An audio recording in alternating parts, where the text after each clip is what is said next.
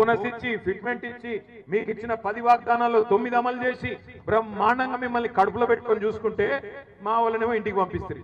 ఇవాళనేమో ఇక్కడ కాగితాలు పట్టుకొని నిలబడతారు. ఏం చేయాలి మరి? కత్తి వానికిచ్చి యుద్ధం మమ్మల్ని చేయమంటే ఇది ఎక్కడ న్యాయం తమ్మి?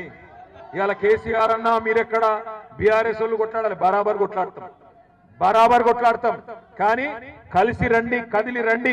మీరు ఇక్కడ గెలిపించిన ఎమ్మెల్యేలను ఫస్ట్ కళ్ళబట్టి నిలదీయండి. ఏం దిక్తుండ్రు మీ ఎమ్మెల్యేలు?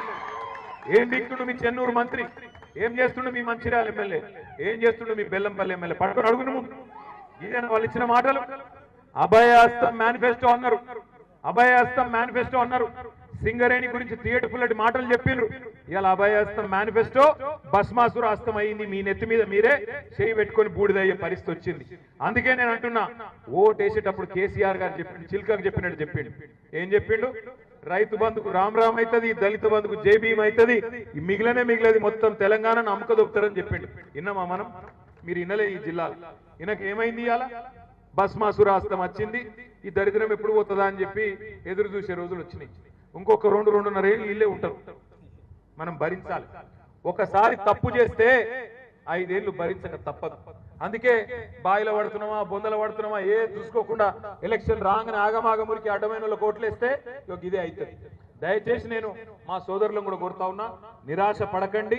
గల్లా బట్టి నిలదీసి ఖచ్చితంగా మళ్ళీ బోర్డు పెట్టించి మీకు ఉద్యోగాలు ఇప్పించే బాధ్యత కూడా మేమే తీసుకుంటాం. తప్పకుండా మీకోసం కొట్లాడతాం. కానీ మీరు ముందు గెలిపించిన ఎమ్మెల్యేలను మీరు అడగండి, పోయి రిప్రజెంట్ చేయండి, గట్టిగా అడగండి. వారసత్వ ఉద్యోగాలు అట్లాగే కొన్ని పేర్ల విషయంలో కూడా కొంత ఆ మారు పేర్ల విషయం కూడా ఉంది. ఇవన్నిటినీ కూడా తప్పకుండా పరిష్కారం జరగాలి అంటే మీరు మాకు అండగా నిలబడండి. మా తమ్ముడు సుమన్ నాయకత్వంలో, మా రాజిరెడ్డి గారి నాయకత్వంలో, మొత్తం టీబీజీకేఎస్ ఆధ్వర్యంలో, అదేవిధంగా బీఆర్ఎస్ పార్టీ ఆధ్వర్యంలో ప్రతి బొగ్గుగనిలో ప్రతి డివిజన్ లో తప్పకుండా మేము గల్లమెత్తుతాం. మీరు మాతో కలిసి రండి. ఈ ప్రభుత్వం ఇవాళ ఇస్తున్న మాటలు మరి మాటలు ఇస్తున్న హామీలు చూస్తే నవ్వాలనో ఏడవాలనో తెలుస్తలేదు. మింగ మెతుకులేదు కానీ మీసాలకు సంపెంగ నూనె పెట్టినట్టు వెనకటికేవడం. రేవంత్ రెడ్డి కథ గట్లే ఉంది. 1 కోటి మంది మహిళల్ని కోటీశ్వరులు చేస్తారట ఈ మొగోడు. 1 కోటి మంది మహిళల్ని కోటీశ్వరులు చేస్తారట. ఎట్లా చేస్తావురా అయ్యా? మరి 1 కోట్లు అంటే ఎన్ని $1 ట్రిలియన్ నీకు ఎరికేనా అని మన అసెంబ్లీలో అడిగిన నేను. 1 కోటి మందిని కోటీశ్వరులు అంటే 1 కోట్లు. 1 కోట్లలో ఎన్ని సున్నాలు ఉంటాయో కనీసం తెలుసా రేవంత్ రెడ్డికి?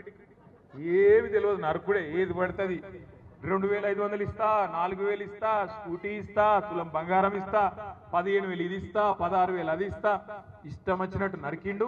ఇలా కుర్చీలకి కూర్చున్నాడు. ఏం చేయాలనో తెలుస్తలేదు.